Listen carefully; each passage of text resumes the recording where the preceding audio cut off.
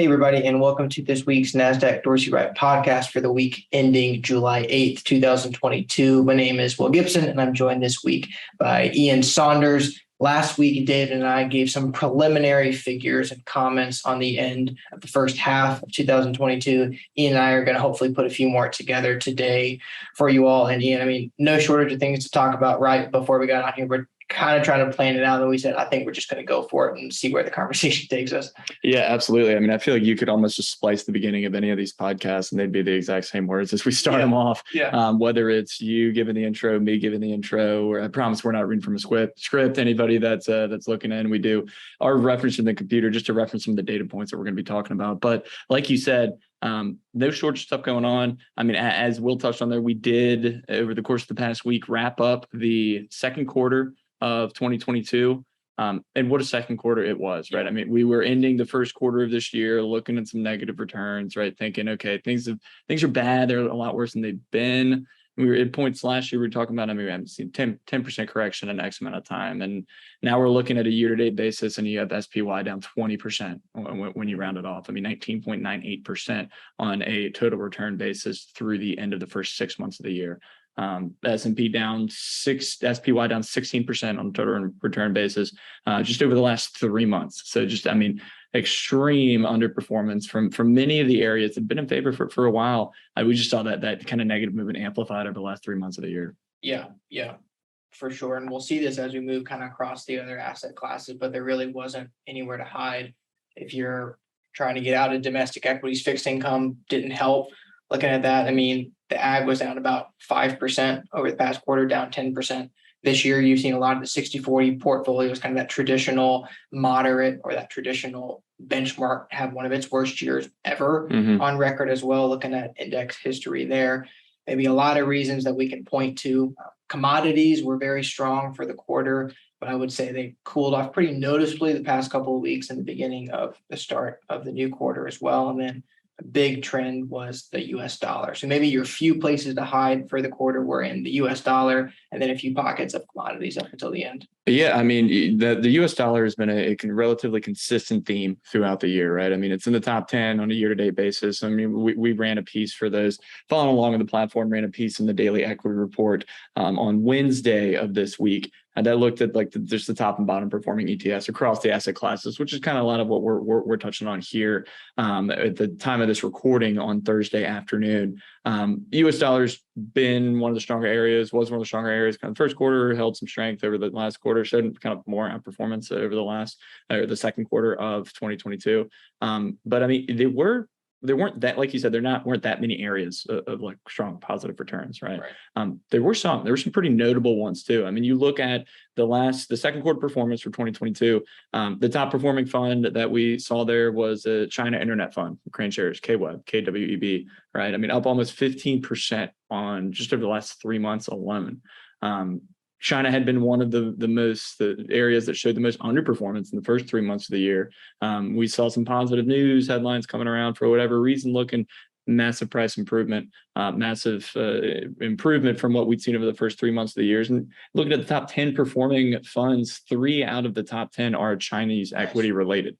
That's pretty shocking. And not a theme we've seen high performance from China over the last several years, just not over the last kind of two and a half years, right? So I think that's definitely a pretty important point to note. We saw that massive improvement from China, and really that was the only area of improvement in international equities. Extreme underperformance from some other areas in international equities. Your Latin American countries really kind of showed some strength in the first quarter and then just fell right back out of bed as we moved through the second quarter. But other than China and as we touched on, you saw some improvement from some oil related areas there from the US dollar. Not too many other areas that really showed that kind of massive improvement, but a lot of sharp downside. Yeah, a lot of downside participation. China was a standout, I think, from that all ETF performance category, as you said, taking a lot of those holdings. One other area that I'll give a shout out to, and this kind of dovetails into some commodities comments, but carbon, another Crane Shares fund, Crane Shares Global Carbon Strategy ETF, ticker KRBN, that was a notable performer, positive over the past quarter and even over year to date. And last year, that's been a pretty strong performer. And if you kind of pivot over to some of the commodities themes that we saw over the past quarter, as we talked about, that's kind of been in the limelight for a lot of reasons, whether it's oil, whether it's copper, whether it's gold, that's taken a lot of attention. And although you saw oil as one of the best performing funds over the past quarter, the last several weeks, you would think it wasn't. It seems like people forgot that it was up 50% for the year for a period of time. So it did still land as some of the best performing funds when you're looking at over the past quarter, just those past several weeks where it was a huge laggard. And now looking at maybe some of the commodities, you're going to see the same thing when you're looking over the past quarter. A lot of energy related areas still held that place of leadership. Carbon, again, a better and really consistent performer from the ETF landscape. Agriculture also held up notably well, not shown on the table here, but it's been pretty steady from quarter to quarter, not as prone to as high of mean reversions I've seen. And then on the downside in that commodities camp, we saw precious metals as a huge underperformer. Maybe rising real yields are typically a headwind for your precious metals camp. So interest rates going higher, inflation hopefully stagnating or coming down. Those expectations for real rates have gone a lot higher, been a pretty big headwind for your precious metal space, and that was clearly reflected over the past quarter. Base metals, copper, specifically, both pretty big laggards as well on the commodities front. We talked about copper breaking out of that pretty huge trading range over this past quarter. That was probably one of the more notable deterioration movements in the commodity space, and that definitely trickled over at the end. Yeah, we definitely kind of saw that reflected there on some of those returns too. And we saw a lot of downside, like Will was just touching on it there with some of the negative movement. But I mean, in looking at the domestic equity kind of breakdown, some of the different, right? You have the sectors, the sizes and styles. Looking at that domestic equity broad ETF performance summary that we had, looking at more of that size and style perspective. Over the last 3 months, I mean, we saw no gainers over the last 3 months in that breakdown. Yeah. All of the top 10 performing funds were in negative territory by at least 3% or more, but 3% is a lot better than 16% down for the S&P, right? I mean, some of those that you note, I mean, you saw some of the more higher dividend funds, the lower volatility funds, you're kind of some of the more value oriented or kind of really that income or dividend growth factor kind of played a large part in some of this outperformance and not as much decline that we saw in some of the areas. And that was the theme that we saw has been a relatively consistent theme throughout the course of the past 6 months, as well as kind of heading in toward the end of last year. Many of those areas are still the top performing areas on a year-to-date basis. We have one in positive territory, the Wisdom Tree High Dividend Fund there, ticker DHS, which is up 1.1% on a year-to-date total return basis there through the first 6 months of the year. So even though the domestic equity picture has looked pretty bad, it's not, there are areas that are at least looking better than others. And those themes have remained relatively consistent, at least up until the past week or so. Yeah. And on that dividend note, like you said, the best performing for the quarter and for the year to date now has had a pretty strong income presence, I would say. And if you're looking at some of the factor returns through the first half of the year and mainly through the second quarter, dividend is your best performing factor this year, and then followed by value and low volatility. So I think some yield is probably spread throughout all three of those factors, but explicitly in dividend. Last time dividend was your best performing factor was in 2016. And then prior to that, you had it in 2014. It's never repeated back-to-back years of being your best performing, but at least year to date, that has been your best performing factor within the domestic markets and even internationally, in which we'll talk about here and maybe a bit different color as we talked about China before, but dividend also your best performing year-to-date factor. Overseas, it was your best performing in 2021. Also 2022 now. Internationally, we've never seen dividend be your best performing factor in 2 back-to-back calendar years since we started tracking the data back in 2009. So pretty interesting observation there, but that yield tilt has definitely helped, I think, across the equity market this year. Yeah, certainly. And I mean, you're starting to see, you mentioned like people looking for kind of the income oriented. I mean, we've seen some improvement from some fixed income areas as well. We saw some of those fixed income funds rise into the top 10 areas on all ETF performance summary. Kind of not really showing that strong returns, but I mean, anything but green has been kind of strong returns over the course of the past 3 months.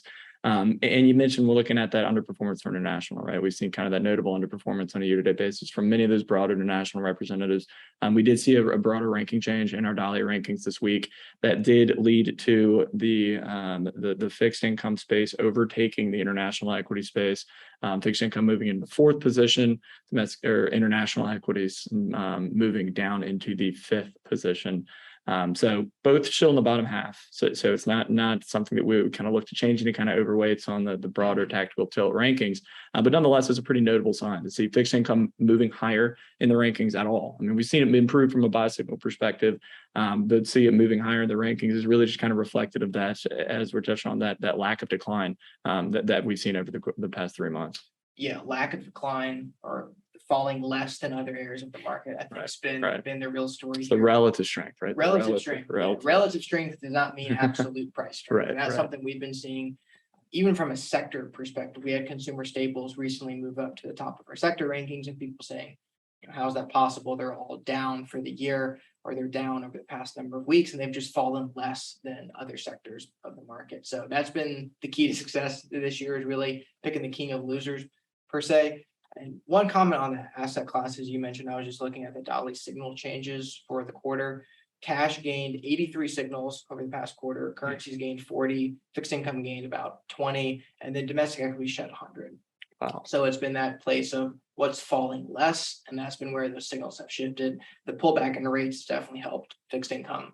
Interesting to see if that sticks or if we find a floor here. But if it does, maybe you could see that continue to gain some ground. Yeah, that'll definitely be a place to continue to monitor there as we head into the second half of the summer and the second half of the year. I mean, I think that there's a lot of areas that have done a lot worse than domestic equities, right? I mean, you look at the currency top and bottom and look at those underperforming areas of the currency market, which, surprise, surprise, are the cryptocurrency assets. I think that the 10th worst performing kind of crypto asset over their 5th worst performing crypto asset over the past on a year-to-date basis is still down 60%, and it only goes further south from there, down almost 80%. So I mean, there are definitely areas that have shown some more notable underperformance, but nonetheless, we'll kind of continue to look to see if we see these trends that have developed over the course of the past 3 months. Kind of some of the rising strength in fixed income, some of the pullback, but really kind of normalization in a lot of these commodity prices. They're still holding up, like you said, still up 50% on a year-to-date basis. So not surprising to see those prices kind of normalize from highs.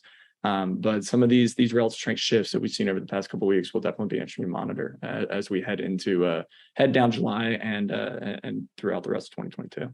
Yeah. Parting shot here. Month of July is still part of that summer doldrums, if you will, season for the markets. Typically not where you're going to get some of the most exciting returns for the year. They are a bit better than June, at least for the S&P. That is about 1% since data started in 57. So perhaps we can kind of look towards that, especially coming off your 3rd worst June on record since 1928, using that total return data. So coming off a really bad June, maybe you get a bit of mean reversion in July for equities, but probably more of the same, at least for right now, based on where our indicators are.